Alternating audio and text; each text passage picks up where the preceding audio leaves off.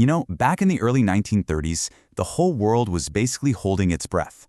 A generation, scarred by war, pinned all its hopes on one last, desperate attempt to stop another one from ever happening.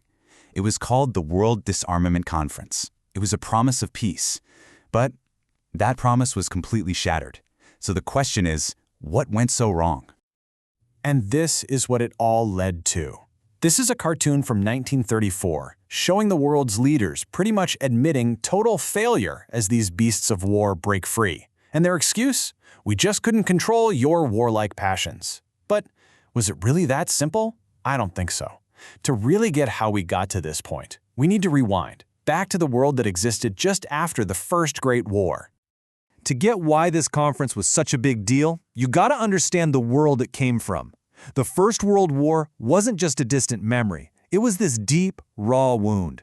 Millions were dead. The world was absolutely desperate to make sure it could never, ever happen again. And all that desperation led to the creation of the League of Nations, an organization with really just one main goal: keep the peace. So, picture this, February 1932. Delegates from all over the world gather in Geneva for this incredibly ambitious mission. And what's on the table? I mean, big stuff. Banning the bombing of civilians, limiting the size of tanks and artillery, even getting rid of chemical weapons altogether. The stakes just could not have been higher. This was it. This was the world's last best shot to stop the next war before it even had a chance to start. Yeah, but right from the get-go, a huge problem popped up. One that would pretty much define and ultimately doom the entire conference. It was known as the German question, and let me tell you, it was a fundamental conflict with no easy answer in sight. And this, right here, was the deadlock that basically paralyzed the entire conference. On one side, you've got Germany. They'd been in the League for 6 years, and they were arguing that the Treaty of Versailles had totally and unfairly disarmed them. They demanded equality of rights. But on the other side, you have France, who's looking at Germany with some serious suspicion. They flat out refused to disarm without ironclad security guarantees because they were terrified of a rearmed Germany right on their border. And look, this wasn't just France being paranoid. This quote, it's from 1932. That's a whole year before Hitler even came to power. And it just perfectly captures the mood. There was already this profound lack of trust in what Germany was really up to. So this clash, France's need for security versus Germany's demand for equality, it created a stalemate from day one. So, with that giant crack in the foundation, it was really only a matter of time before the whole thing just fell apart. Let's walk through how it all went down.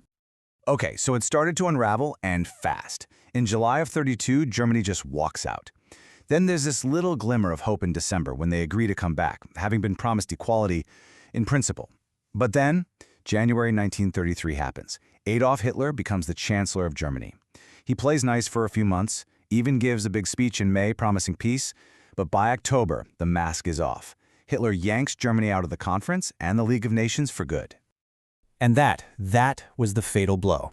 Hitler's rise to power changed absolutely everything. You see, publicly he's all about peace, but behind closed doors, his regime immediately starts a massive rearmament program, all in secret.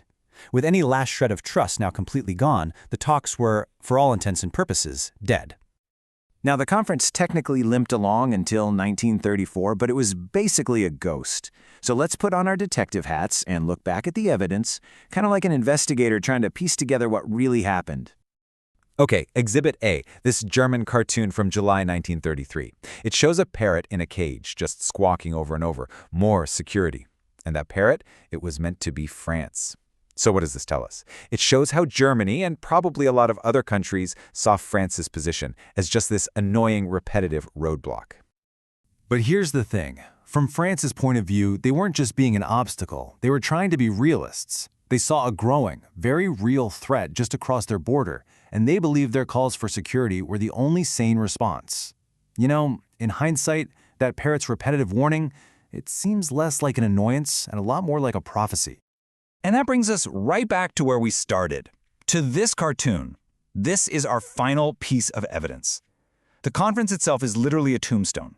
The leaders are standing there in front of the common people of the world, and they're just admitting they failed.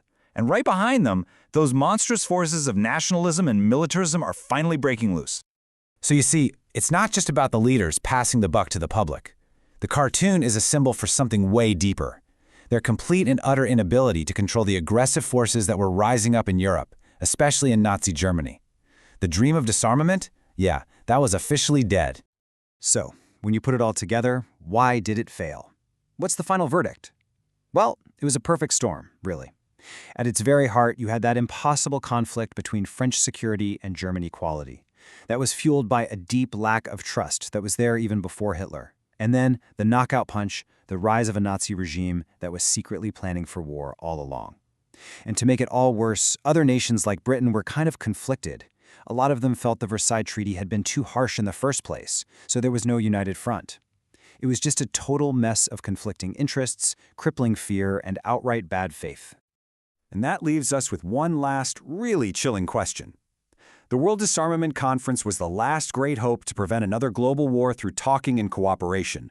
When that hope died in 1934, was the path to the Second World War now basically unstoppable?